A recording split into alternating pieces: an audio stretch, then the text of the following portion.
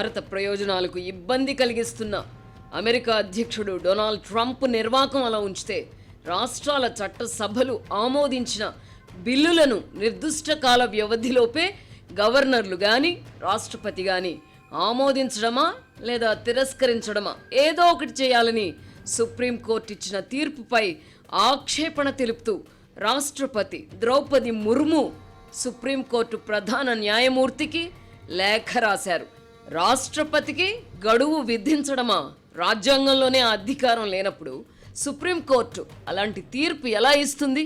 ఇచ్చినా ఎలా చెల్లుబాటు అవుతుంది అని రాష్ట్రపతి సుప్రీంకోర్టును నేరుగా ప్రశ్నించారు.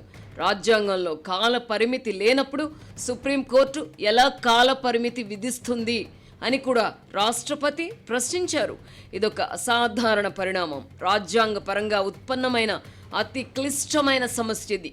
ప్రత్యేక పరిస్థితులలో తమకు అసాధారణ అధికారాలను రాజ్యాంగం కల్పించిందని, ఆ అధికారాలతోనే రాష్ట్రపతికి గవర్నర్లకు గడువు విధిస్తున్నామని సుప్రీంకోర్టు తన తీర్పులో స్పష్టం చేసింది. దీంతో కొంతమంది న్యాయ నిపుణులు సుప్రీంకోర్టుకు మద్దతుగా, మరికొంతమంది రాష్ట్రపతికి మద్దతుగా తమ వాదనలు వినిపిస్తున్నారు. అయితే ఇలాంటి సంక్లిష్ట పరిస్థితి తలెత్తడానికి ఎవరు కారణమో, తమిళనాడులో స్టాలిన్ ప్రభుత్వం ఆమోదించిన బిల్లులను ఆ రాష్ట్ర గవర్నర్ నెలల తరబడి పెండింగ్లో పెట్టారు. రాజ్యాంగం ప్రకారం న్యాయ వ్యవస్థ, చట్ట సభలు, గవర్నర్లు, రాష్ట్రపతి ఎవరికి వారు తమ పరిధిలో స్వతంత్రంగా వ్యవహరించాలి.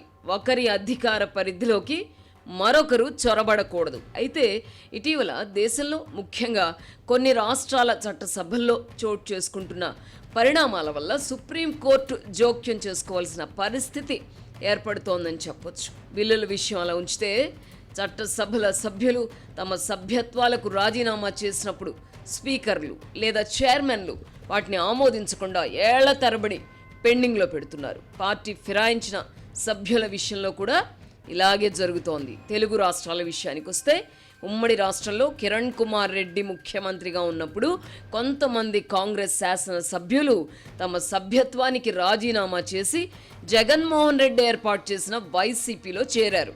అయితే వారి రాజీనామాలు ఆమోదిస్తే ఉప ఎన్నికలు వస్తాయి. అదే జరిగితే అప్పటి పరిస్థితుల్లో వైసీపీ విజయం సాధించేది. ఈ కారణంగా ఉప ఎన్నికలను అడ్డుకోవడానికై సభ్యుల రాజీనామాలను అప్పటి స్పీకర్ నాదెండ్ల మనోహర్ పెండింగ్లో పెట్టారు. తర్వాత రాష్ట్రం విడిపోయింది. తెలంగాణలో తెలుగుదేశం తరపున ఎన్నికైన తలసాని శ్రీనివాస్ యాదవ్ను పార్టీలో చేర్చుకొని మంత్రివర్గంలో చోటు కల్పించాలని బీఆర్ఎస్ అధినేత కేసీఆర్ సంకల్పించారు. అయితే అప్పటి గవర్నర్ నరసింహన్ మాత్రం తెలుగుదేశం తరపున ఎన్నికైన తలసాని శ్రీనివాస్ యాదవ్తో ప్రమాణ స్వీకారం చేయించడానికి నిరాకరించారు. దీంతో ఆయనతో ఉత్తుత్తి రాజీనామాను స్పీకర్కు అందజేయించారు. చట్టంలోని లోపాలను అలా వాడుకున్నారు. ఆ తర్వాత ఇదే ట్రిక్కును ఆంధ్రప్రదేశ్లో చంద్రబాబు ప్రభుత్వం కూడా వాడుకుంది. వైసీపీ తరపున గెలిచిన భూమా అఖిలప్రియతో ఉత్తుత్తి రాజీనామా చేయించి మంత్రివర్గంలోకి తీసుకున్నారు. 2 రాష్ట్రాల్లో సదరు రాజీనామాలు ఆమోదం పొందింది లేదు, ఉప ఎన్నికలు వచ్చింది లేదు. తాజాగా ఆంధ్రప్రదేశ్లో మళ్ళీ చంద్రబాబు నేతృత్వంలో కూటమి ప్రభుత్వం ఏర్పడింది. జగన్మోహన్ రెడ్డి అధికారంలో ఉన్నప్పుడు శాసన మండలికి ఎన్నికైన కొంతమంది సభ్యులు తెలుగుదేశం పార్టీలో చేరుతున్నట్టు ప్రకటించి శాసన మండలి సభ్యత్వానికి రాజీనామా చేశారు. అయితే శాసన మండలి చైర్మన్గా ఉన్న ఆయన వైసీపీకి చెందినవారు కావడంతో ఆయా సభ్యుల రాజీనామాలను ఆమోదించలేదు. తెలంగాణలో కేసీఆర్ ప్రభుత్వం పోయి రేవంత్ రెడ్డి నాయకత్వంలో కాంగ్రెస్ ప్రభుత్వం ఏర్పడింది. దీంతో భారత రాష్ట్ర సమితి తరపున గెలిచిన కొంతమంది సభ్యులు కాంగ్రెస్లో చేరారు. ఇలా చేరిన వారిపై పార్టీ ఫిరాయింపుల చట్టం కింద చర్యలు తీసుకోవాలని బీఆర్ఎస్ శాసనసభ స్పీకర్ ప్రసాద్ కుమార్ను అర్థిస్తూ వచ్చింది. అయినా ఫలితం లేకపోవడంతో వివాదం సుప్రీంకోర్టుకు చేరింది. ఇవన్నీ అవాంఛనీయ పరిణామాలే. చట్టసభల స్పీకర్లు, చైర్మన్లు తమ బాధ్యతలను సక్రమంగా నెరవేర్చి ఉంటే ఇలాంటి పరిస్థితి వచ్చేదే కాదు. తమ రాజీనామాలను ఎంతకు ఆమోదించినప్పుడు సదరు సభ్యులకున్న ప్రత్యామ్నాయం ఏమిటి? న్యాయ వ్యవస్థనే కదా వారు ఆశ్రయించవలసింది. రాజీనామాల విషయంలోనైనా ఫిరాయింపుల విషయంలోనైనా సకాలంలో నిర్ణయాలు తీసుకుని ఉంటే న్యాయస్థానాలు జోక్యం చేసుకునే అవసరం ఏర్పడదు కదా. అలాగే చట్టసభలు ఆమోదించిన బిల్లులను ఆమోదించకుండా పెండింగ్లో పెట్టుకోవడం కూడా సమర్థనీయం కాదు. అలాంటి బిల్లులు ఏమైనా రాజ్యాంగానికి విరుద్ధంగా ఉంటే వాటిని తిప్పి పంపే అధికారం గవర్నర్లకు ఉంటుంది. గవర్నర్లు ఆ పని చేయకుండా నెలలు ఏళ్ల తరబడి పెండింగ్లో పెడితే చట్టసభల స్వతంత్ర ప్రతిపత్తిని హరించడమే అవుతుంది కదా. ఈ కారణంగానే తమిళనాడు ప్రభుత్వం సుప్రీంకోర్టును ఆశ్రయించడం, నిర్దిష్టంగా 3 నెలల గడువులోగా బిల్లులను ఆమోదించడమో లేదా తిరస్కరించడమో చేయాలని సుప్రీంకోర్టు ఆదేశించింది. ఈ తీర్పు రాజ్యాంగ విరుద్ధమని అనుకుంటే తమిళనాడు చట్టసభల స్వతంత్ర ప్రతిపత్తి పరిస్థితి ఏమిటి? ప్రజలెన్నుకున్న ప్రభుత్వానికి లేని అధికారం గవర్నర్లకు ఉంటుందా?